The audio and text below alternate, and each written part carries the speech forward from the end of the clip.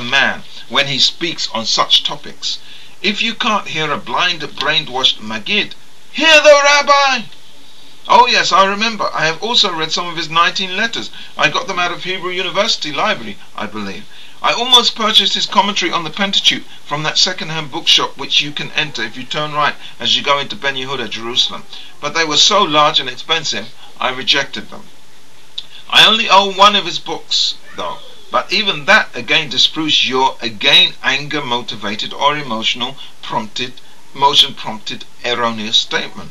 My only Orthodox prayer book is his, and so that you can check if I have it or not, I will cite him on a certain page, and remember, and you can go find it in the synagogue and hopefully once again modify your bold but sadly completely erroneous statement. As a good place as any is Pirkei Avot. Let's do the teacher of Jesus according to Toldat Yeshu. No, let's do one on truth, for this is very important here. Who is telling the truth? Avtalion says, "Scholars, be careful with your words, for you may incur the penalty of galut, and come upon a place of evil waters, and the disciples who follow you may drink from them and die, and the name of heaven would be profaned." Page 427, the Hirsh Sidur translation and commentary by Samson Rafael Hirsh, the Sam Rap Hir Publications, Society, Feldheim Publishers, Jerusalem, New York. Hirsch's comment: according to the Torah, the penalty for accidental manslaughter was galut, exile in the form of enforced relocation into one of the cities of refuge. In this Mishnah, the penalty of galut is used with reference also to moral manslaughter. Scholars are warned against making rash or careless statements in their discourses that might cause the moral downfall of their disciples.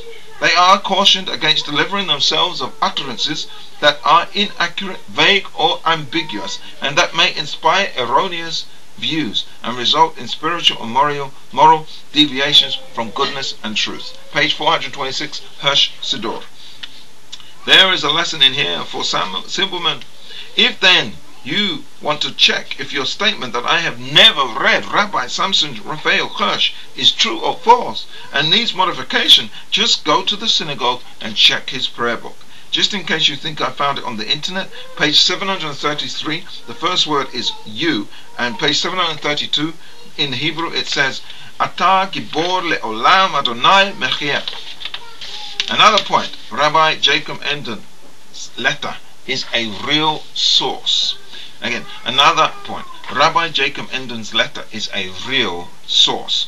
If the community you hang around have never heard of Rabbi Abraham Geiger, they are extremely ignorant of Jewish history. He was a classmate and opponent to Rabbi Samson Rafael Hirsh.